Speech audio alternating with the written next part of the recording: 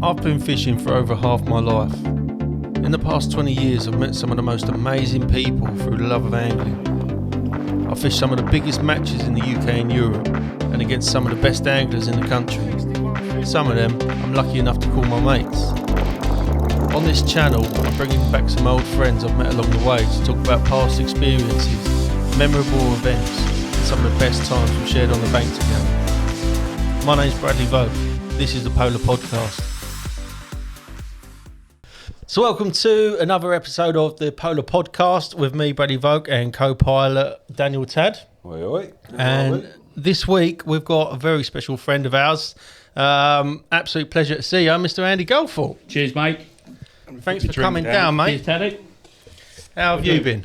Yeah, all good, mate. All good, yeah. Been fishing a lot? Yeah, a lot at the minute, mate. It's it's really good. Like, just enjoying my fishing and doing loads of it. And when you're on a run, you've got to keep doing it. Absolutely, 100%. And it was very nice to fish with you the other day in our little match we had. Mate, it was mega, wasn't it? It was good. Really, really good. It was the best bit about it was just seeing everyone catching loads of fish. Yeah. Regardless of what they were, everyone's had loads of bites. You know what I mean? And everyone chatting around the lake. What you doing? What you caught? How you cooked? It was just the banter was there. The fish was there. Exactly that. You had everybody from every level all of angling. all different aspects of angling, all different abilities. It's just. That's what I love about the sport. It just brings everyone together, you know, regardless of what you get out of fishing. Yeah. Fishing is our common love. 100%. And I'm turned, aren't I? I'm absolutely hooked on it, mate. Yeah, when I see you at the end of the match, it's mega. You're grinning from ear to ear, mate. I'm not having you on. I'm sitting there fishing, and all I can hear is you and Taddy laughing, and I'm going, what's going on? Like, I'm thinking, but you're just having a crack and enjoying yourself, and that honestly made the day for me. Yeah, it's like it was regardless.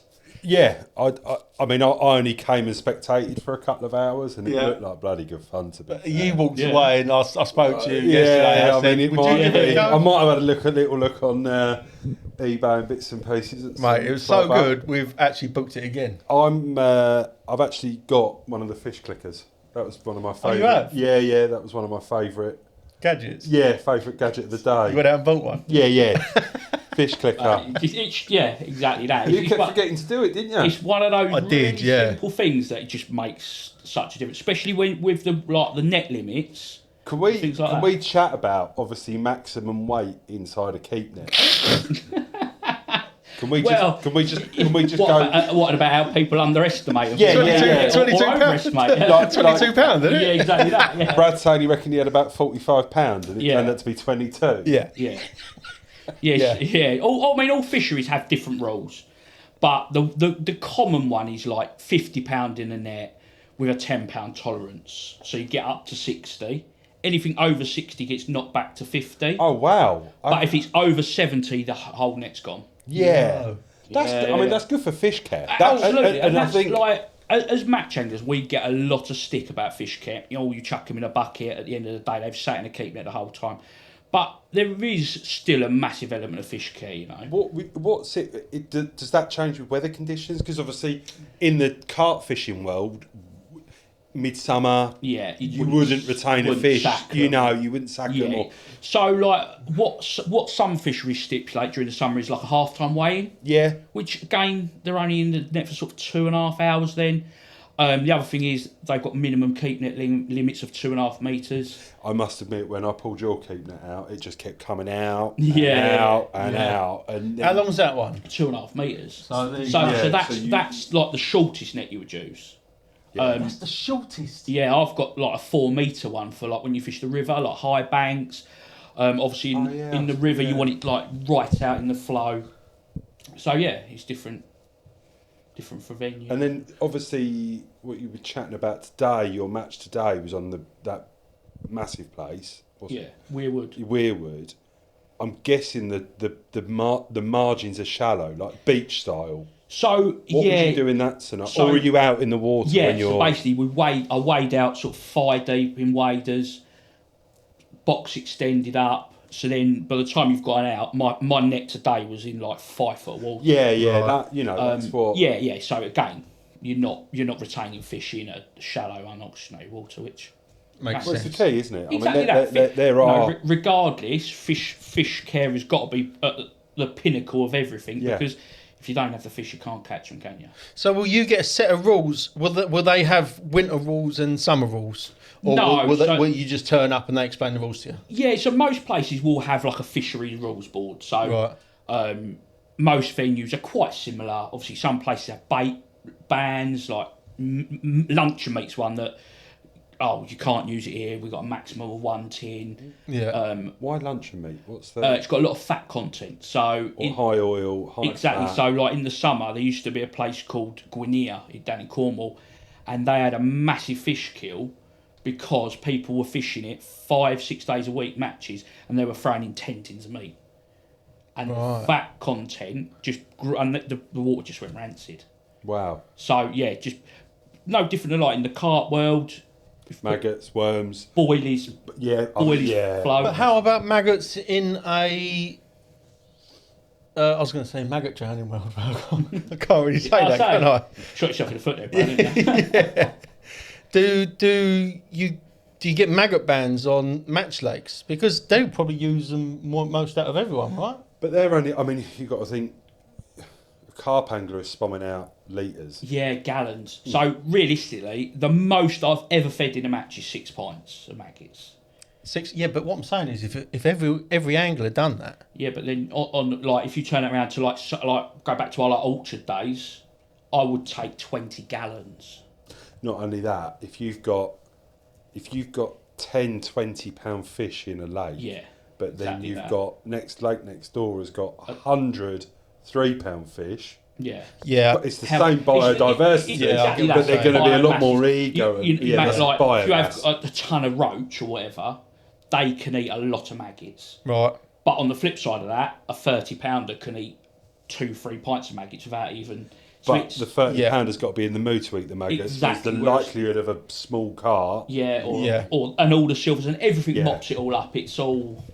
I get that. When I was standing in your peg, actually, that was quite an interesting because we was kind of watching the water and the sheets of bubbles coming off the bottom. Yeah, see, that's something I never saw in my peg. You weren't feeding enough, mate. You didn't have the accuracy with the pulp, did you? I mean, obviously not. I lost. Like it. Yeah. Before we go any further, can we start? Every guest that comes on, I like to know how their journey began. Yeah, 100%. We kind of shot the. Well, I'm excited about this one. Yeah. So you're going to offend all our other guests, but yeah. Sorry about that. How did your journey start in fishing? Because I got told by Panda the other day, and I never knew this myself. You started off match fishing, didn't you? And then you went to carp, and now you're back to match. Yeah. So how did it all begin? So I caught my first fish. I was thinking about this the other day. Actually, I was 4 years old. My granddad took me. My granddad was like my idol, my fishing idol, everything. And he used to work on a farm locally, and there was a little tiny stream running through it. He bought me a rod, was probably from like a market setup or whatever. Yeah. Little tiny maggot feeder, and my first fish was a perch. That's a good first fish. And I can still remember this fluorescent green maggot feeder, and I saw one in the shop the other day, and I actually took it home because I bought it, took it home, and I was like, oh, that's just the memories were. Yeah. As soon as I saw it, I remembered the perch, and I was like, but yeah, I remember like, you know, it was like going in like a bag of spanners and like having this little, well, you hardly saw it in the case because the rod was like a broom handle, but do you know what I mean? It was like, and like as a kid, this fish was, and obviously like, because you know what perch are like, they're rough, they're spiny. Yeah. And I was like, it was weird, and then, mate, it just hooked me. And then sort of, I got to probably about 10. Yeah. And I started fishing junior matches. Right. I did quite a few of those. With some local clubs, and they were mainly on rivers, which, to be honest, we never caught a lot. No. Like, I can remember one year winning like 5 trophies, and I don't think I broke £2 to win 5 trophies. It was like, I'm not even having you on. It was like, I can remember vividly. I was about 8. Where are these matches? Yeah. I might have better luck. I can remember ringing mum. Well, no, I can remember I had like 10p's worth of credit on my Nokia 3310, and it was absolutely. I caught nothing. Ringing my mum, I was like, "Can you come and get me? I've had enough." And before she got there, I've caught like a pound chub. She's got there at 1 o'clock, or whatever. It finished at 2, and she went, "Coming in? You're not coming?" I was like, "No, definitely not now." I went, "I've just caught like the biggest fish in a year." I was just about to say, a junior match, at what point does the boredom set in? You'll start playing it or something like that. No, it was like... Or was you all keen? Yeah, there was like a little group of us at that time. There was probably 8 or 10 of us, and we were like quite dedicated, to be fair. There was a guy who ran it, he was really good. He'd go there, he'd clean the swims up, he'd make sure everything was decent for us, you know. Yeah. It was really cool.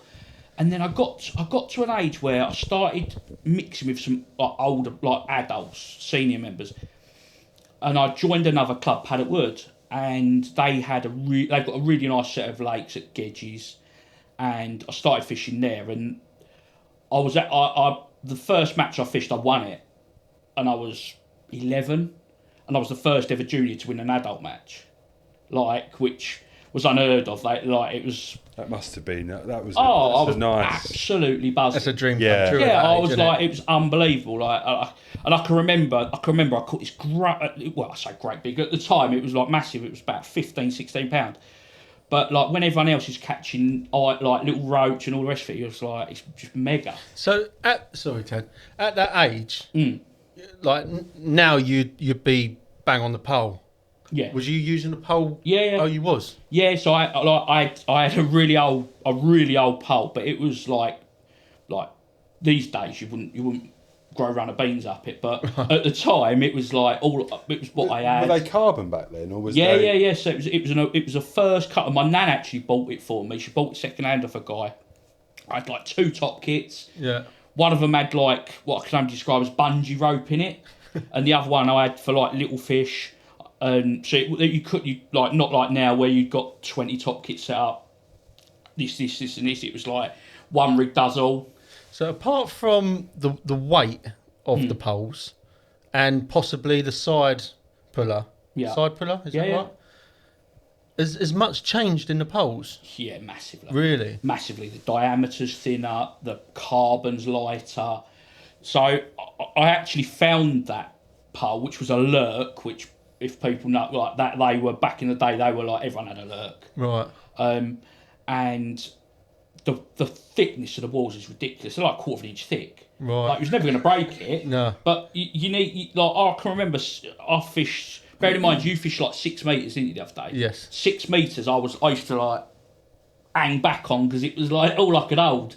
Like whereas now, you know what I mean? I've got 19 meters of pole. Yes. It's light as a feather. Yeah, exactly that, and I can hold it one-handed. Yeah.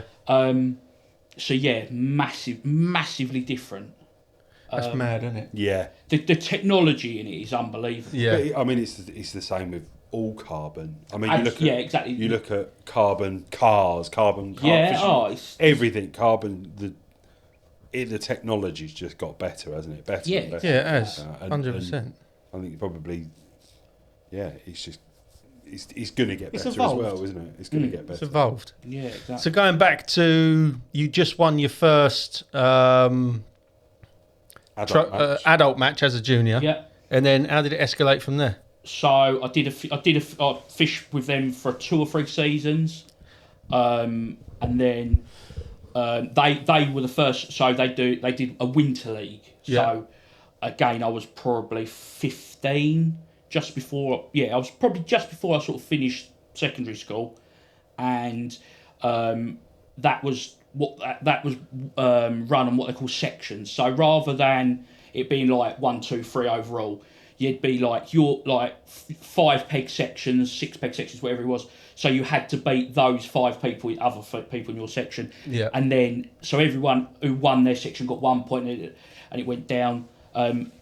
And I won it with a perfect 4-point score, which again was like I can remember they had a thing about they wasn't going to pay me out the money because obviously I was underage and it's gambling. Right. But they weren't worried about that when they took my pool's money at the start of the... 100%. Yeah. So what he did, he paid my granddad the money. Right. And then... Yeah. And I've like won 200 quid and I'm like 15 years old. I'm like, this is like... Don't need to get a job now. No, well, it would have been nice. But and then I went out and like went to work, started like landscape gardening, and fishing went on a back burner a little bit, to be fair. I was still doing it, but you know, it's like you get your first job, you do your bits and pieces. Yeah. And then I got a job in a tackle shop, which I worked in for 4 years, which I fished a lot more then. I had an England trial at 16. Wow, that's impressive. So yeah, I mean, I didn't get in. But just to have that opportunity is something a lot of other people don't. What was the level of around the lake? Was you mid-table? Was you top? Was you, or did you look round and go, "Oh my god, they are next level"? Was like, at the time, it was like the creme de la creme. Yeah, I bet. Like, and I'm sitting there thinking, like that they all had like top end, and I just didn't have that, you know. But the experience was amazing. I'll never... Because I think Mark Pitchers fished for the match, England match team. Really? England match team, yeah. I never knew that. Yeah, there's quite a few that have crossed over. I never knew that. Over the years, yeah. And so that was it. I'm not going to lie, I came away from it a little bit despondent. I bet. Yeah. Like, as it was, I beat England captain off the next peg and didn't get in. Yeah. At that age, I was mega deflated. I was like, how can confidence at a higher weigh-in, I suppose. Going, I've smashed it. Yeah. To me, results on paper are what matter. I'm not gonna say how I felt at the time, because I felt it was very, I'm gonna say corrupt is what the way how political. I felt. Exactly that. Yeah. That's exactly. The people that were in the team last year got straight back in the team. No newcomers.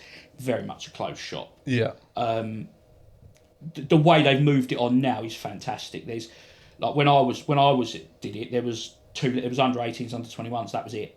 Right. Now there's an age bracket for every year. Right. Almost, and then you know they get brought through, but people are in and out the team, and they do what suits the venue that they're fishing, which is great. You know, everyone gets experience. You know, I'm not going to say it's easier now, because it's definitely not, because the standard of anglers a lot better. Yes. But there's a lot more ways into it if you want to fish at that sort of level, you know. But how incredible is that, just to have that opportunity? I feel mega privileged to. Yeah. To and have even proud as well. Yeah, very proud. Got to that level. That's incredible, mate. Yeah, exactly that. I was mega chuffed. So what happened then? You was working. You was at the tackle shop for 4 years. Yeah. So kind of, I was at the stage in life where I was enjoying myself. There's no getting away. We all from go it. through that. Absolutely. Yeah. I was out and about, shall we say? Around town. Yeah, absolutely. And things like my fishing took a big hit, because where I should have been at home tying rigs and all the rest of it, I was out enjoying myself. And I'd roll on there Sunday morning, most times not having been home, or I'd have a kip on the bank before the match and wake up with an headache. And but you know what? I would never change that, because to me, I still had some wicked times. I remember winning. They used to have a summer league, and it was on the canal at Hive. 200. It was 80 pegs from all the way through Hive, and I remember getting to my peg, and the canal was spinning. I was like proper worse for wear. And I set up 2 rigs. I went and had a nap behind my peg. 10 minutes before the start, my mate come and nudged me, and he was like, "What's up with you?" I was like, "Yeah, I'll be all right." Got out there, and my first fish was a tench, and I was like, and I think I had like £40, which was unheard of on the canal. Like low single figures were like good weight. I've had £40, walked up, and I remember getting a lift home, and I'm like 300, 400, 500, and it was like, it was mega, and it was like, but I would never change that, because that's part of my journey. Yeah, 100%. They're the memories that you hold on to. Exactly that, you know. But you've got to go through them lulls of making poor decisions to then be the person you are now. Exactly that, it's character building. Where we are now, and you go, yeah, that probably wasn't the best thing to do at the time. 100%. But what a great day that was. Do you know what I mean? Exactly that. And then, so I left the tackle shop, and I didn't fish for 3 years. Wow, that's a break and a half. Yeah, I fell out of love. I fell out of love with fishing totally. I left the tackle shop. Not in a nice way.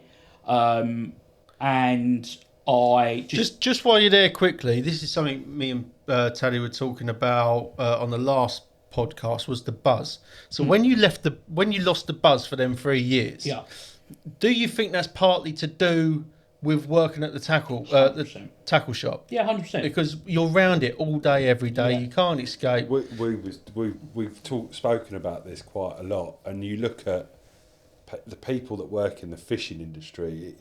It's all intense. The time. Whereas me and you can pick up a YouTube video, get the buzz, and go, we're going to go.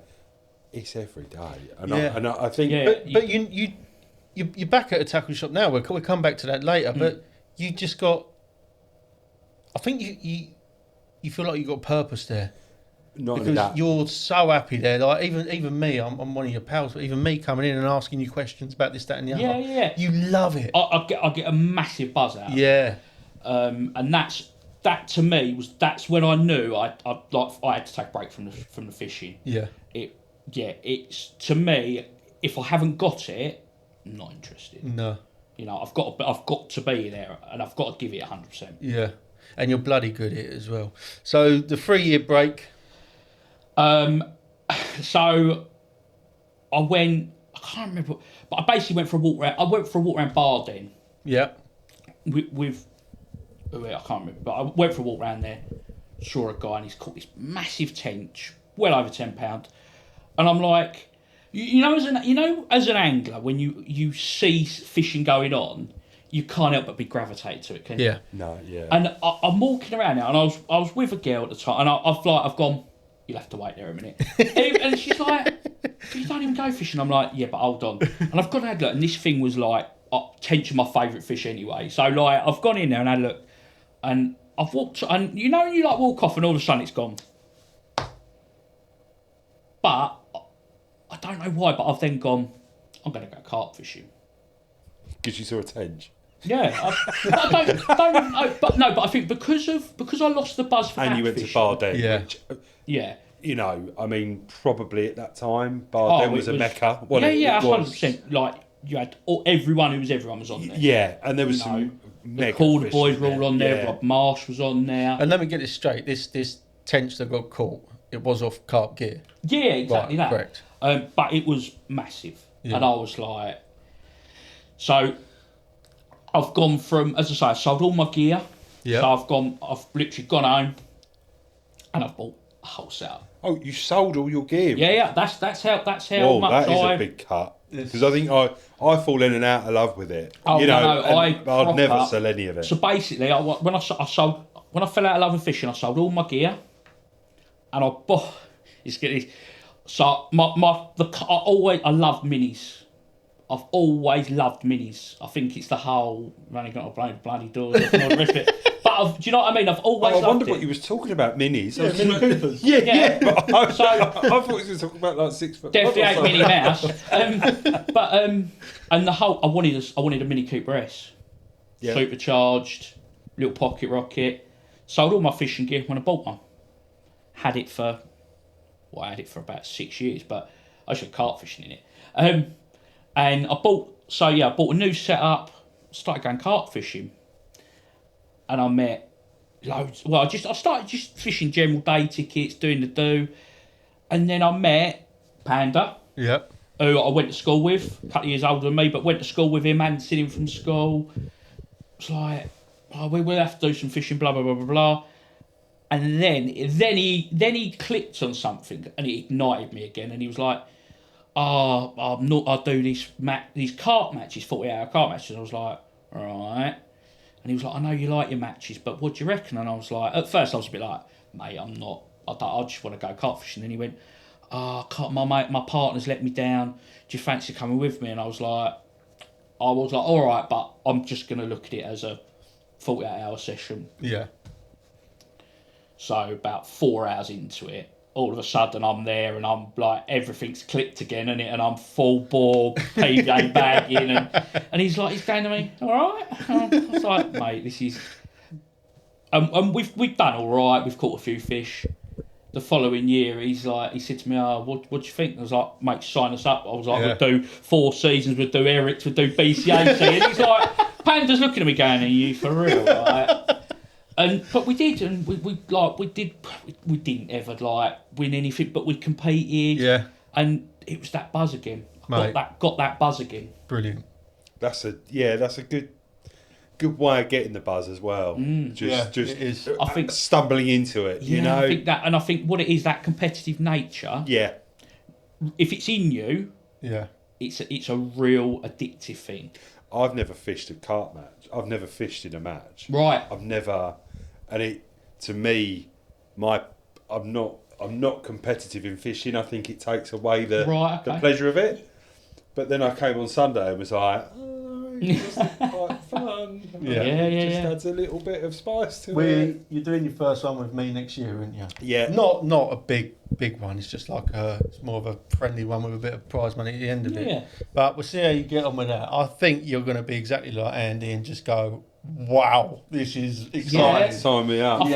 I think the thing that did me was the first night. I've caught 2 fish, and it's 1 o'clock in the morning, and my normal thing would have been I'll either leave the rod against the bivvy or I'll pub chuck it. Yeah. And I've banged it back out. Now that ain't quite right. Wrapped it back up, banged it back, got it out, and then I'm there and Pan's going, "What are you doing?" I went, "I'm going to put 6 bombs over it." And he's like, "It's 1 o'clock in the morning, mate," and I'm like, "Don't care." No. That it's that thing of I want another one. Gives you a drive, doesn't it? Exactly that. Yeah, exactly that. How nice is that? Yeah. That's what I get. That's how I feel. It makes me excited thinking about it. Yeah, that is it. I love it, and I'm not an overly competitive person. I am a little bit. Oh, I was going to say, but, come on. Yeah, mate, that's changed my angling. That's all I really do now. I might go on a social with a few of the boys, but most of my fishing is competitive.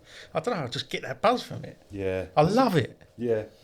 So you stayed in the match scene for quite a while, carp match fishing. Yeah, so I did that. And I'd not done any sort of French fishing. I'd always stayed over here. Yeah. And then a friend of mine had a lake in France, and he kept badgering me, "You've got to come over, Ange, you've got to come over. And eventually I was like, you know what? All right. So I booked it up. And November, it's going to be one way or the other for you. It's going to be really cold. Yeah. Or if it's still warm, he said they will really munch because they're getting get ready for winter. So, so I got there on the Saturday, had a walk round, had the draw, I've come out 1. Happy days. I go in dead tree. And he was like, that's best peg on the lake. Is this Moulin? Yeah. Oh, when you said the tree, I thought... Yeah, Moulin. Moulin, So I've gone in there, text Rick. I was like, yeah, dead tree, mate, where do I go? He was like, towards Rats, the other one on the big fur. And I was like, yeah, cool.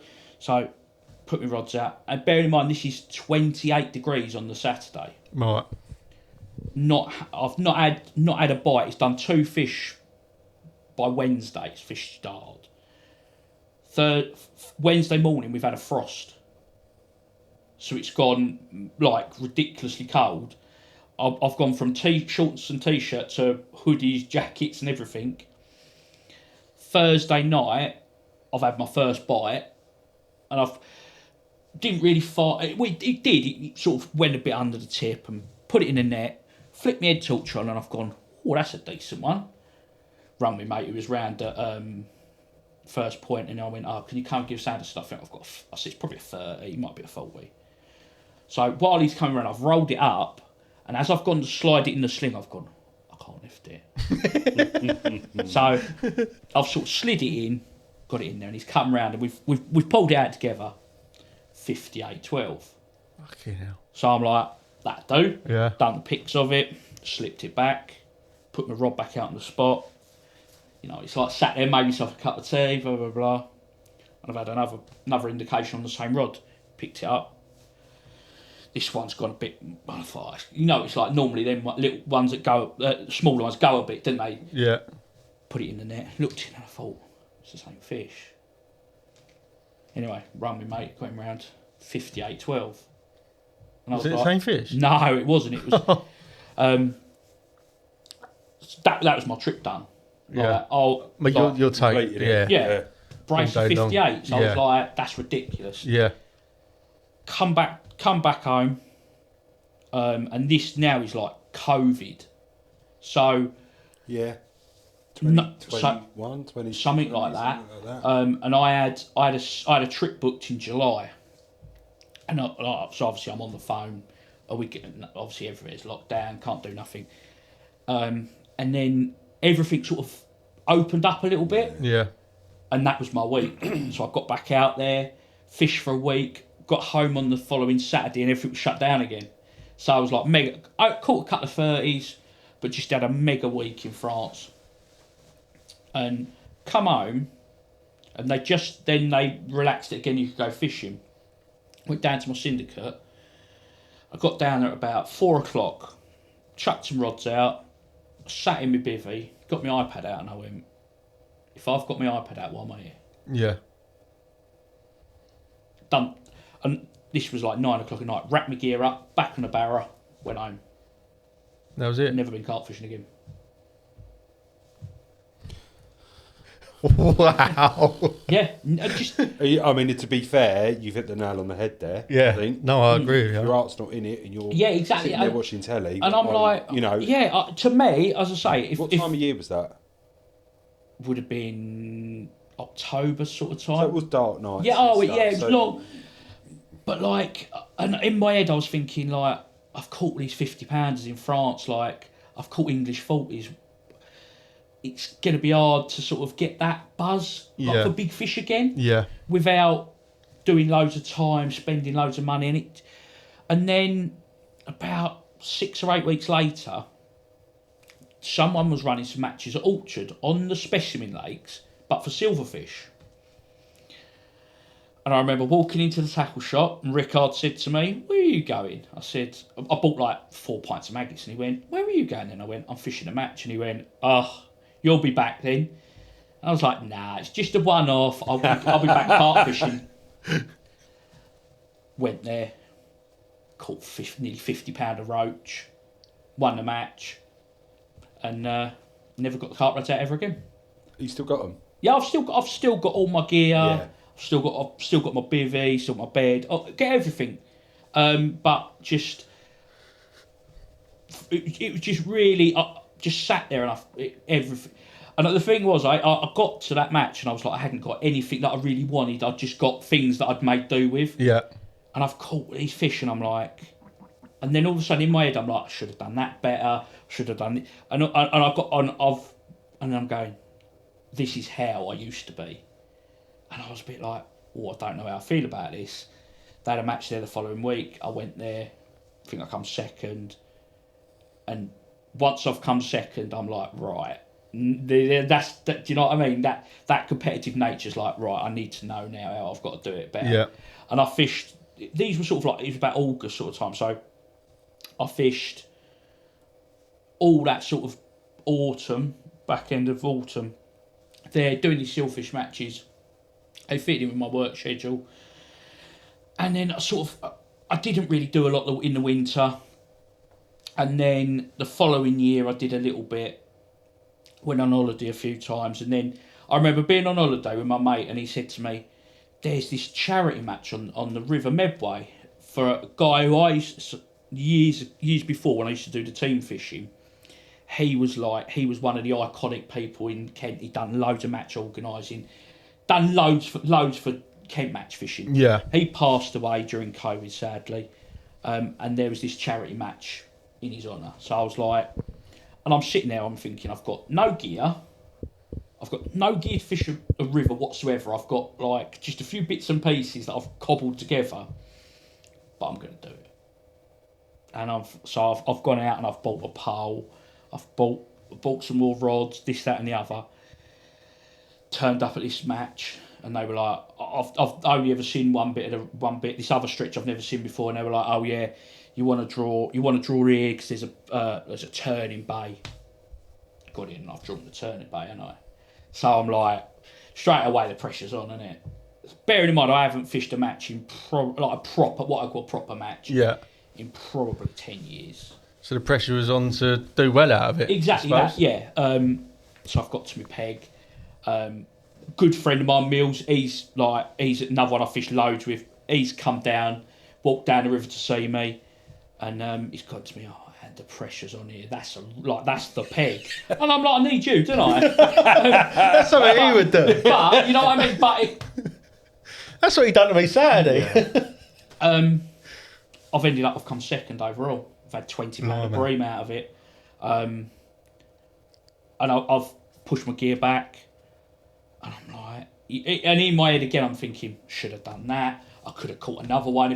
I've lost the match by about £2, which when these bream are like £4 or £5, they're one bite, and I am the world's worst. I beat myself up for days about if I go, oh, I should have done that, or why didn't I do that, or I should have swapped to this, and I should have done that. Yeah. And I beat myself up about it for days. My missus hates it because I will literally sit there and stew about it. I think that's what makes a good angler. I think if you're coming away from going on any fishing trip, I come away and I'm in the car and I'm analysing. Yeah. Should I, I'm a massive overthinker. And you go through it. Me, I mean, me and you were sitting there chatting about hook sizes for about an hour. Going on. Yeah. Oh, I think you need a bigger hook on the next one. You're fishing for carp. I spent the rest of my Sunday. Blah, blah, blah, and then you're trying to work out, and you're analysing the situation in front of you. I think that's what makes a good angler, to be fair. Yeah, I completely agree.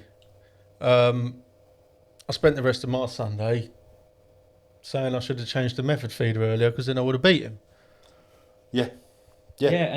And in the match scene, that they are the small things that change the outcome. Talk about change. You know when you stopped match fishing the first time? Yeah. Tactic-wise and rig-wise, was there a big change between you stopping match fishing and then restarting it again? Because there was quite a few years out there. I'm guessing it must be a good 5 years or so. You're saying about the break and then things changed quite a bit because the venues were different. Yeah, the fish were much bigger. Where I was going, let's use Monk Lake for example. When I gave up fishing, most of the fish were a pound. Yeah. I've gone back there and I've set up all my gear like it was before. My first fish I've hooked, and it's torn me the other side of the lake, and it's like £6, and I'm thinking, hey, what's going on here? But in my head I should have known because, you know what I mean? They've just grown, over time. Things have moved on. Venues have changed. A whole multitude of things changed. Just the different aspects of fishing now. You know. Would you say there were changes for the positive? Yes and no. Because I think when you're in it, living it, I don't think you realise that change is happening. No. Do you know what I mean? You evolve as well as the external environment. Yeah, I completely agree. Definitely. Whereas obviously stepping away and then going back into it, would you say that they're positive? I think what I noticed was that when I was young and I was team fishing, there was lots of teams, lots of venues, lots of matches. When I came back into it, we haven't quite got to that, but yeah, there was a lot less people fishing, a lot less teams, a lot less people wanting to put the effort, time, travel, and all the rest of it into it. So not necessarily all positive, but the actual the fisheries themselves and things like that definitely positive. The natural venues have got a lot more fishing. Like when I was a kid, like the rivers, if you caught £2, you were like some sort of god. Yeah. The rivers now have got so many more fish in them. The pollutions are the quality's better. The pollution's down. The biodiversity is better. So these are all key things that make the system so much better now. I think COVID was a big part to play in it. Yeah. I think with regards to Especially- the environment, everybody actually realised that. Oh, I do like actually walking my dog down. Down the river, and I don't like looking at litter. Whereas I think everybody was taking that for granted prior to COVID. Yeah. Everyone was like, doesn't matter. Well, stuck in McDonald's their ways, wrapper, didn't they? you know. Whereas now everyone actually appreciates nature. Yeah, and I think that's another thing in my fishing is I've noticed, as I've got older, I appreciate more than just the fishing. Yeah. We were sat there today, and a kingfisher came past. Oh, mate. Oh, I love And it. I'm sitting there, and and I'm thinking, I'm one of the young ones in the match scene now, and I'm looking at it going, that to me, it was like mega. Yeah. And how many people have never seen a kingfisher? Yeah, I can believe it as well. I mean, we was at that. Obviously, when I was with you Sunday, we're all like watching the tip of his rod, doing whatever. Yeah. Oh, there's a kite up there. Turn around and me and brother like this. Yeah. Yeah, big old kite flew down. And you're like, You just. I think being an angler, you appreciate your surroundings anyway. Yeah. But you appreciate it more when you are on the side of a bank and you're looking around, you're seeing the kingfishers, the owls, the kites, the everything. That's a massive part of angling for me, not just catching fish. no, But The whole environment. Yeah, 100%, you're in mate. it, aren't you? You're in that environment. Yeah. You're Natural beauty, isn't it? yeah. Yeah, definitely. So now you're a sponsored angler. Yeah. So how did that come about? Was it a case of keep winning them matches, keep doing so well? Obviously working in the shop helps. Yeah. But yeah, obviously I got a phone call from Rick, saying that the rep had approached him and said like we've been watching social media and bits and pieces, and we'd like to bring you on board as a individually sponsored angler. Yeah. So Hold on. So Rick's obviously got a relationship with the rep. Yeah, and yeah. Then they've phoned Rick and gone, we've seen Andy's about. yeah, so a lot of Rick comes in on a monthly basis, whatever, and we have a chat and bits and pieces. But so the marketing guy at Matrix had obviously Clocked on that you were smashing it. obviously done a bit of research and whatever, and Does that taint your attitude towards fishing at all? Have you got? Does it feel like there's bigger pressure now rather than little fishing bit, for personal gain? yeah, You're doing it for other people. What I try and do, the way I look at it is, I look at I'm more of an ambassador for the brand rather than in the respect that if I put the pressure on myself, I've done it in the past when I was younger. It doesn't go. Not I don't do well under pressure, but I think I overthink things. Yeah. Whereas You're overthinking previous sessions, let alone Yeah. what's coming. Exactly that, yeah. You're beating yourself about it. Yeah, so I look at it now that I'm going to go out and enjoy my fishing. They're really supportive. So I've got, they look after me, and and I do. Obviously, I push my stuff on social media and push the brand and the products and all the rest of it. But other than that, they don't expect loads of me. Don't put pressure on me. No, just carry on doing what you're doing, because that's why you got where you are in the first place. Yeah, exactly. Yeah. Obviously, social media is massive now in the angling industry. Yeah. I've got my own page, which We'll put a link to that. Yeah, we'll do that right we'll- now. we'll- So this we'll is it coming out. here. which obviously I put all my fishing, my posts on there, my matches, and obviously I share the Matrix stuff, product releases and new products, but just bits that I use. And the thing that I try to do on there is I try not to bombard it too much with stuff that I don't use. I try to put stuff on there that I use my own fishing, because to me, if you come up to me and you say to me, "Oh, Andy, I saw you shared so and so about so and so. Have you got it?" I want to be able to go, "Yes, mate. Look, there it is." Yeah. That's what I do with it. That is something I've noticed on your Facebook page. Every match you do, every event you go to, it's always best rig of the day was this. Yeah. Used this way with these, with that, etc., etc. Yeah. It is informal. I've never been an angler that goes, "I'm not telling you." No. Yeah, I think that's a massive. I think that's probably the difference between the match scene and then the carp match scene. Obviously, Yeah, I'd agree with that. There's a lot looking from the outside in. There's a lot of secret squirrels. Whereas you look at there is a match scene though. But being open and transparent about it just builds trust. And exactly. It's part of his job as well. Let's not forget. Yeah, it's your job. Exactly that. Yeah, you know, I get as big a buzz. As seeing someone else catch fish. Yeah, what we was talking about earlier with that young lad who come in. You sent him away with whatever you recommended. Exactly, he come back and caught a big one. That's a buzz. The buzz I got from it, I can't describe to you.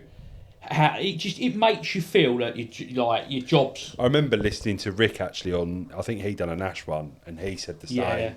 And I must admit, I do come into the shop, and I get recommendations, and it's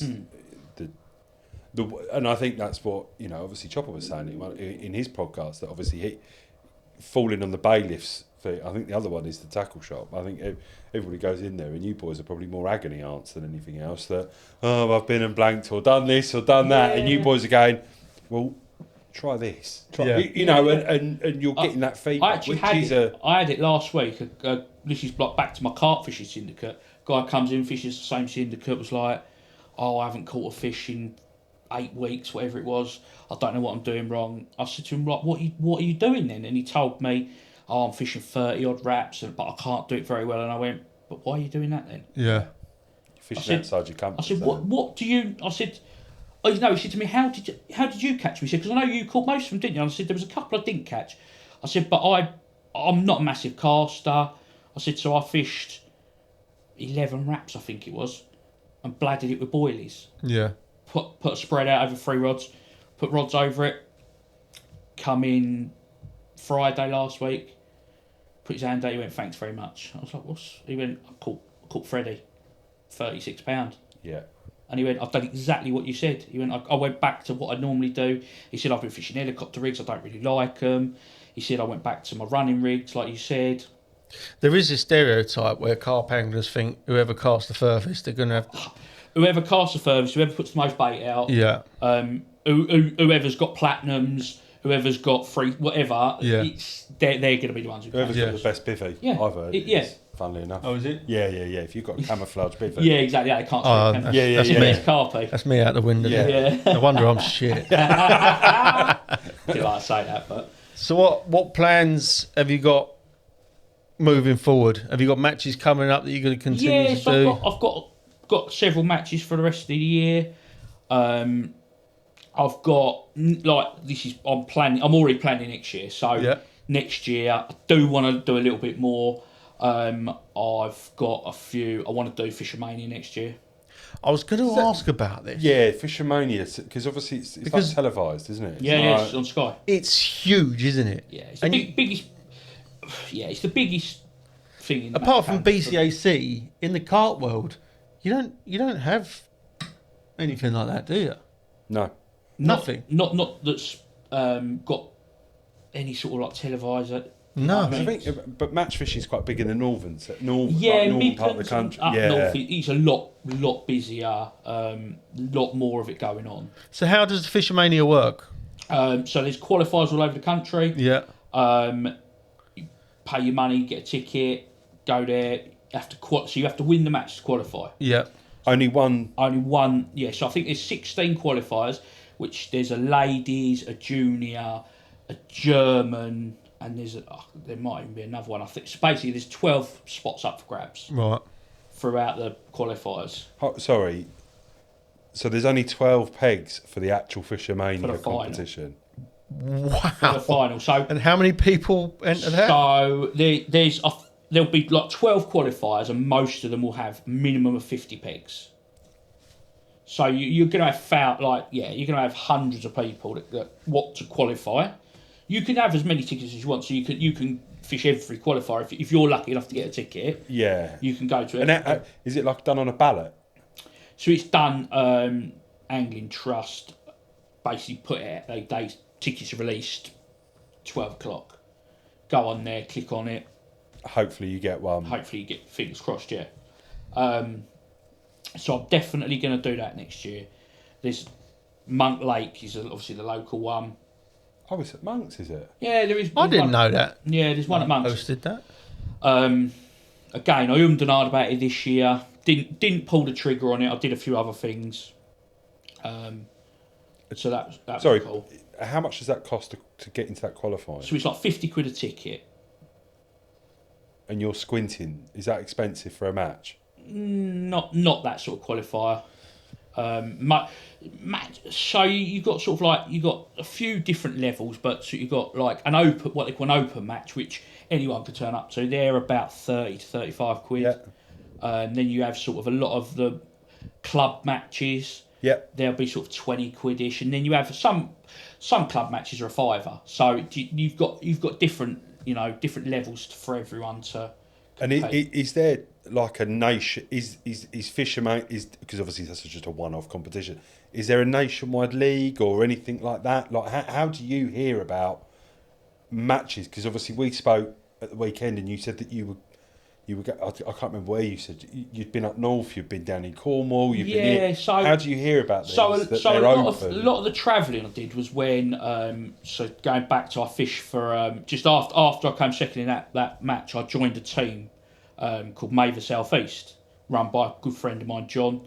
He came and see me. Was like, I know you haven't fished for a lot of years. Blah blah blah. Come along.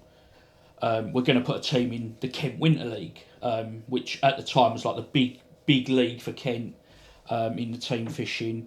We're going to put a team in it. He was like, I've got two teams. I've got a made-up team, or I've got like my elite team. Where do you see yourself? And I was like, well, there's only one team I want to fish for. I don't want to fish in a scratch team. If I'm going to fish, I'm going to fish in the A League, in the A team. So he invited me along. First year, we qualified for the Winter League final, which is that's the biggest team event of the year, which is held at. So they're split to suit like all the anglers because it's team fishing. So you've got half of it's on the River Nene, the old Nene at March in Peterborough, and the other half is at Decoy, which is a commercial in Peterborough. There's a lot of travelling involved, isn't there? But you're fishing for Kent at this point. So I'm fishing for I'm fishing for Maver South East, who we came second in the Kent Winter League. So again, similar sort of thing. Two teams qualify for the final, which is all run game by the Angling Trust. So we did that.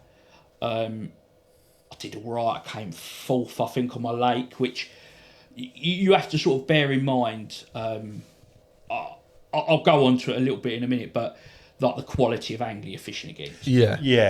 So like fourth on the lake, in hindsight, I was a bit like fourth, isn't? But in reality, it's actually like decent. So the following year, again, I fished for Maver, summer leagues, did well.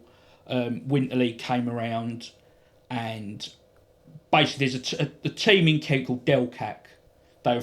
Dells of Croydon and Croydon Angling Centre. They merged Delcac. They've been around for years, and they were like no one beat them. They were like the pinnacle of Kent. Basically, the joke was that everyone else paid their money for Delcac to go and win the league. Right. We've rocked up and we've beat them.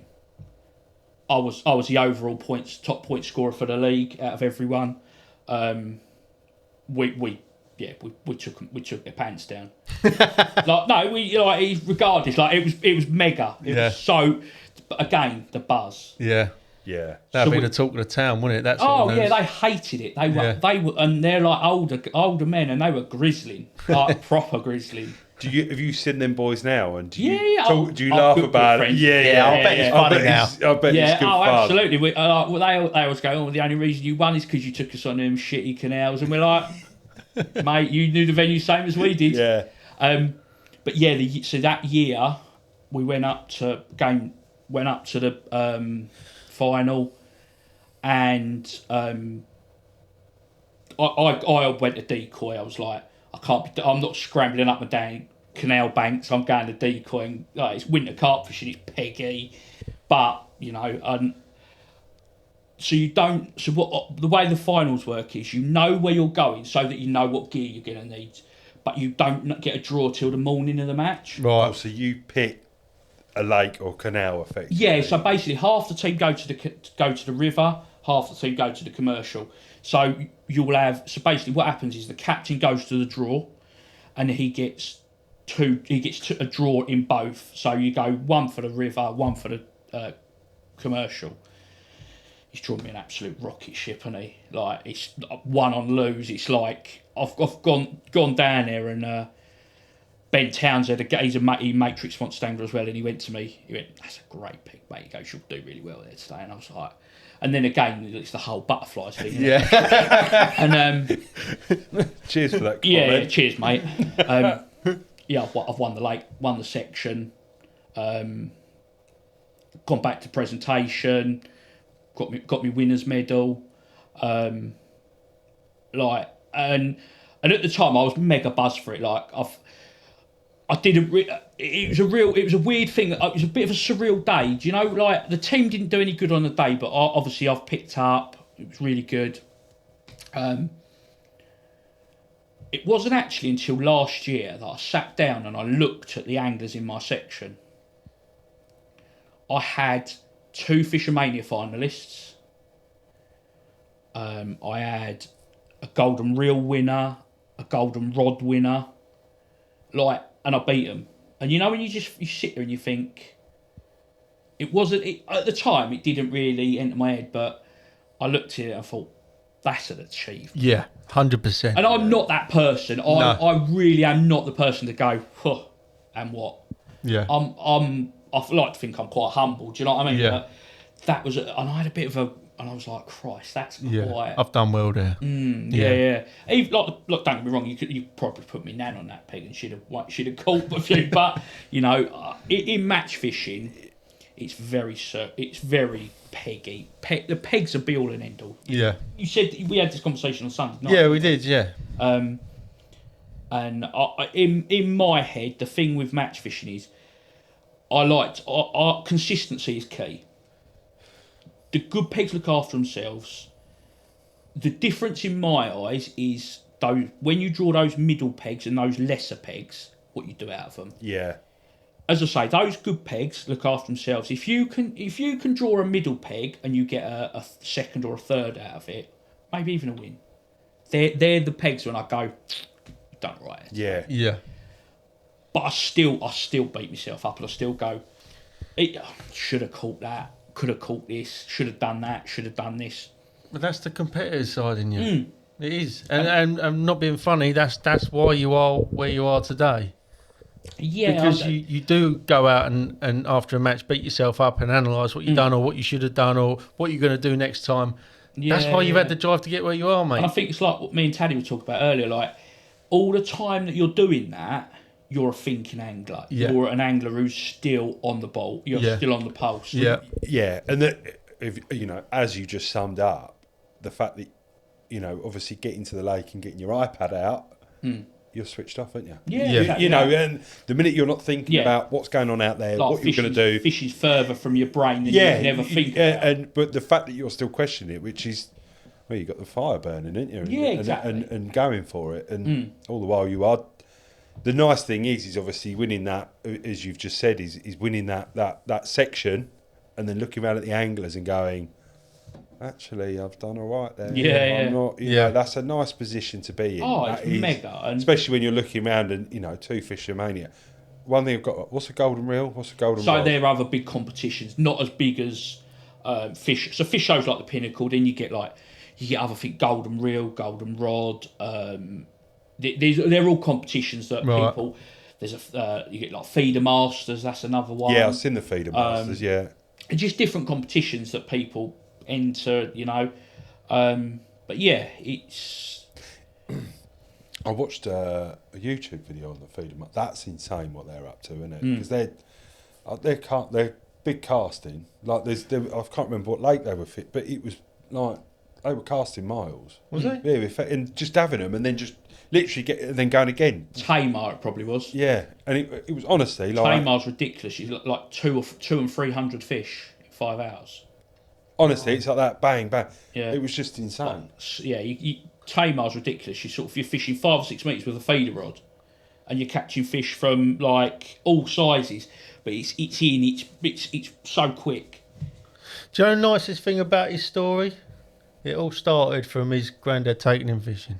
100%. That is, I'm a big softy, really, but how nice is that to see how far we come and without my granddad? Yeah, would never have got that. No, it's incredible. Isn't it? I think that's lovely, mate. Yeah, I think the other thing is it's having the bottle to enter that first match as well. Your first competitive fishing match. I'm not sure whether if you asked a 10-year-old keen angler now, do you want to go and fish and to go up against adults as well, that's pretty impressive.